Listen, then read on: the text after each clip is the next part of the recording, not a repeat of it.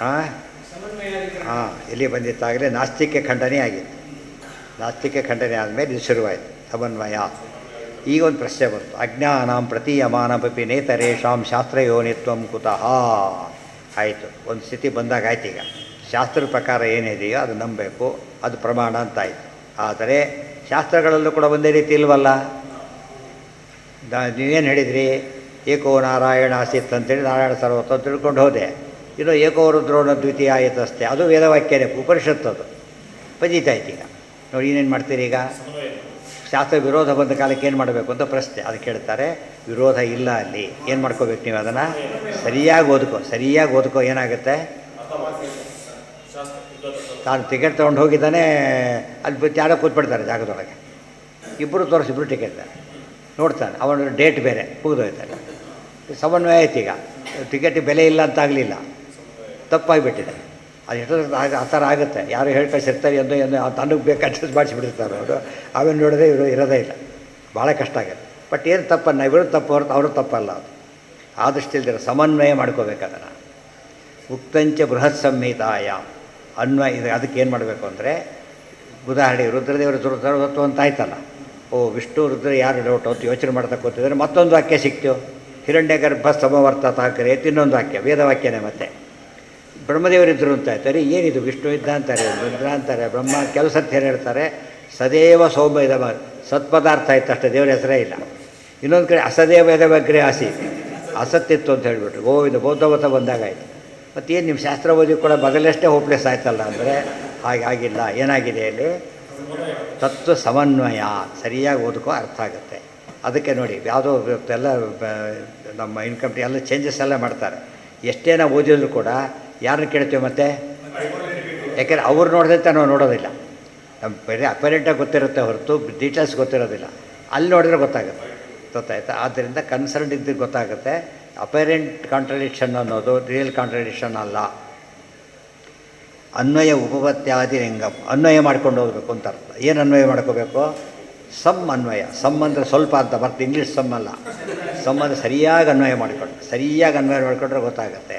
ಅದಕ್ಕೆ ಇನ್ನೊಂದು ಸ್ವಾರಸ್ಯ ಇದೆ. ಸಮ್ ಅಂದರೆ ಪರಮಾತ್ಮ, ದೇವ್ರ ವಿಷಯಕ್ಕೆ ಅಪ್ಲೈ ಮಾಡ್ಕೊಂಡು ಅನ್ವಯ ಮಾಡಿ ಸರಿ ಹೋಗುತ್ತೆ. ಒಂದು ಗೊತ್ತು, ಮೇನ್ ರೋಟಿಗೆ ಲಿಂಕ್ ಮಾಡೋದಾದರೆ ಯಾವ ರೋಟಿಗೂ ಯೋಚನೆ ಇಲ್ಲ. ಮೇನ್ ಯಾವುದು ವಿಷ್ಣು ಸರ್ವೋತ್ತಮತ್ವ. ಸಮ್ ಅಂದರೆ ವಿಷ್ಣು ಎಲ್ಲಿದೆ, ಅಕಯ ಪ್ರವಿ ಸಂಭೂಮ. ಸಮ್ ಅನ್ನೋ ವಿಷ್ಣುನ ಹೇಳೋದ್ರಿಂದ ಶುರುವಾಯಿತು, ಏನು ಯೋಚನೆ ಮಾಡಾಗೇ ಇಲ್ಲ. ವಿಷ್ಣುವಿಗೆ ಅನ್ವಯಿಸೋ ಸರ್ವೋತ್ತಮತ್ವಕ್ಕೆ ಅನ್ವಯಿಸೋ ಹಾಗೆ ಹೇಳೋದಾದರೆ ಯಾವ ಸಮಸ್ಯೆ ಇಲ್ಲ. ಏನ ಸಂಭವ ಬೇಕಿಲ್ಲ, ಸಮ್ ಬೇಕು ನಮಗೆ ಅಷ್ಟೇ. ಈಗ ಸಮ್ ಅಷ್ಟೇ. ಸಮ್ ಅಂದರೆ ವಿಷ್ಣು, ಆ ಅಂದರೆ ವಿಷ್ಣು, ಕ ಅಂದರೆ ವಿಷ್ಣು, ಯಾ ಅಂದರೆ ವಿಷ್ಣು. ಉಪಕ್ರಮ ಉಕ್ತಂಚ ಬೃಹತ್ ಸಂಹಿತಾಯ. ಯಾಕೆ ಸಮನ್ವಯ ಮಾಡ್ಕೋಬೇಕು ಅಂತ ಯೋಚನೆ ಮಾಡಿದೆ. ಅದಕ್ಕೆ ಹೇಳ್ತಾರೆ ಉಪಕ್ರಮಾದಿ ಲಿಂಗಗಳಿವೆ.